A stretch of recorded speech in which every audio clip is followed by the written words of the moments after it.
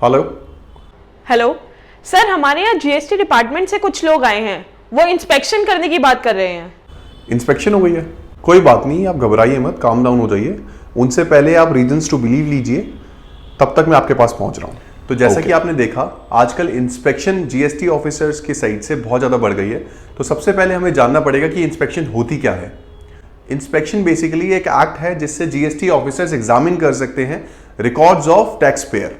Inspection की need GST department को इसीलिए पड़ती है ताकि वो एक जेन्युइन टैक्स पेयर के इंटरेस्ट को प्रोटेक्ट कर सके या फिर वो अपने रेवेन्यू का सेफगार्ड कर सके। मतलब जीएसटी का जो भी टैक्स इवेजन कर रहा है उसको प्रोटेक्ट कर सके। इंस्पेक्शन की पावर सिर्फ जॉइंट कमिश्नर या उससे अपर लेवल के किसी ऑफिसर के पास होती है। तो अगर आपके पास जीएसटी डिपार्टमेंट से कोई भी इंस्पेक्शन के लिए आता है तो आपको सबसे पहले जॉइंट कमिश्नर या उससे ऊपर के लेवल के ऑफिसर का अथॉरिटी लेटर देखना है। इंस्पेक्शन एक जॉइंट कमिश्नर तभी ऑथराइज कर सकते हैं जब उनके पास कोई रीजंस टू बिलीव हो कि आपने इन चीजों में से कोई चीज करी है।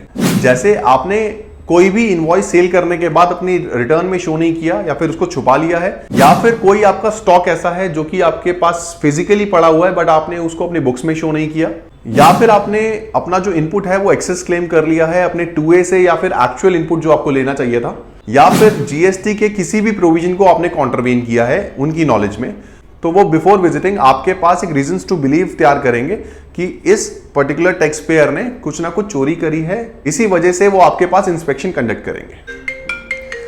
तो अभी मैं चलता हूं अपने क्लाइंट के पास। बाकी की इंफॉर्मेशन के लिए आप जुड़े रहिए जीएसटी गाय से। जीएसटी गाय आपको अलर्ट रहने की सलाह देता है। Thank you.